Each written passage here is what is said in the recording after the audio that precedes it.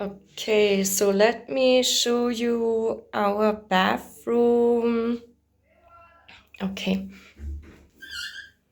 This is a very common bathroom in China with regards to size. Toilets are often squat toilets, even in private bathrooms. This one has a Western style toilet, which is great. These toilets are like simply a bit cleaner and better for daily usage, in my opinion. So yeah, this is kind of like a common bathroom in China. Some are even smaller than that. So this bathroom has one space for showering, a little washing machine. It is kind of not very big. I was just washing a few clothes. And space, like one space for the toilet. I have also had bathrooms in China where the toilet was right, a squat toilet was right beneath the shower head. These toilets, these bathrooms are very tiny. Like if they are having the toilet right beneath, like right underneath the shower, and I don't personally enjoy these bathrooms, but they are also very common.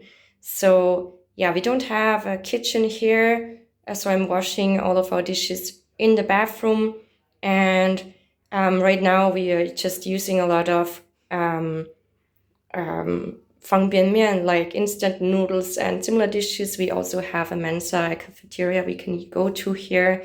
We aren't cooking anything at home. I've talked about frugal living in another video, and I also have written a book about frugal living in China, which I haven't published yet. But yeah, I wanted to show you what frugal living can look like if you move homes within China. If you're moving to China from abroad, it may not make sense to have everything shipped to China if it is very expensive. Some countries may offer cheaper shipping options, and in that case, you can simply kind of calculate in your head if it would be cheaper to ship something or if it would be more expensive. For example, this thing, I have decided to ship it even though it is like this box, even though it wasn't very expensive, but it isn't heavy, and I think it is very useful, and I shipped it because I thought it wouldn't be costing less to have it. I thought it would be costing less if I shipped it instead of buying this new. Some people even ship things like these like a dish washer. What is this called? A detergent or something? Like something to wash it, the liquid to wash your dishes. This always depends. Like if you have really cheap options, you can decide to ship these items as well. This time around, I didn't ship this one or these kinds of things. I think this one I shipped. Yes, we shipped this one, a mouthwash. It always depends on how much these things would be costing in if you bought them new. These, I think we took them with us in a suitcase or something. These are simply soaps, like the kinds of soap you're going to find in a hotel room. We also have some shampoo here from hotel rooms. Sometimes frugal living and being a hoarder looks quite similar, but usually it should be different in meaning that you're going to use up the stuff you're keeping at home, the stuff you're storing. It can look quite similar because you may be having a lot of stuff you would otherwise throw away. Like I used to throw away like those small soaps and shampoos you would be getting in hotel rooms or not take them with me. But now I keep them, and we're usually also using them up. So that's the difference. Like a hoarder may keep a lot of stuff but not use them up. But if you're doing frugal living, it may look sometimes a bit similar. You may be storing certain items for a period of time, and you may then also use them. Sometimes you may not know if you're going to use an item or not, and you may still throw it away, but yeah, it can also mean that you're going to use it later on and save some money. Even small items like shampoos or soaps can be useful and can help you save a little money. Saving a little money may mean that you're going to have still have more money left at the end of the month or at the end of the year. So things I also always keep are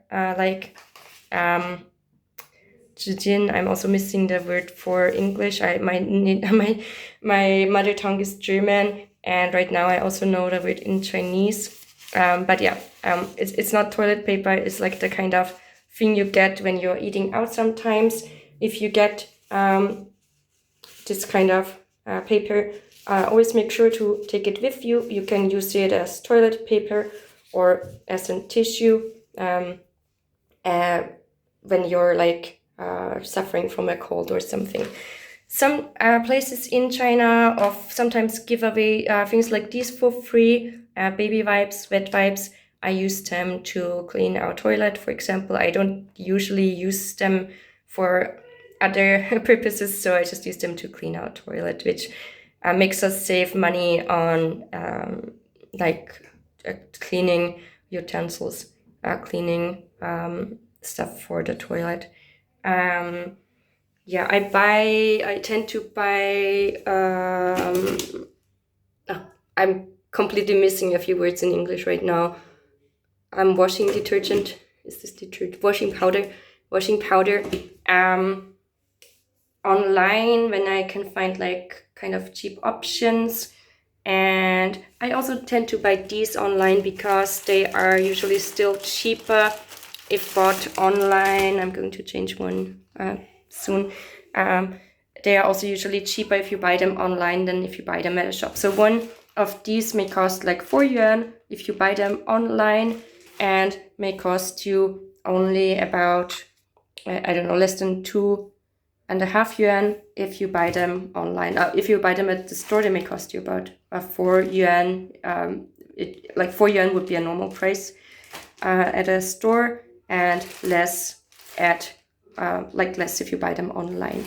The quality will be the same, and yeah, this is the one I'm currently using. It is already quite dirty, so I'm going to change it. I have started to use these a bit longer than I used to. I used to change them very frequently in the past. Now I just change them whenever I feel that you don't really get the floor clean anymore with them. Yeah, you can see our home, like these items aren't all perfectly clean. The floor isn't perfectly clean.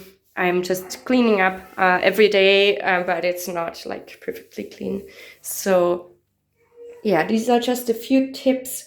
Of course, when you're shipping things, some may seem like a waste of money to ship them if they're like cheap quality, poor quality material. Make sure to ship only items that don't break. Items such as these, like bowls, can be easily shipped. These are usually, if they're good quality, they may be more expensive if you buy them new. So yeah, this is one thing I did not ship because it is heavy enough, I think, and big enough to not warrant shipping it.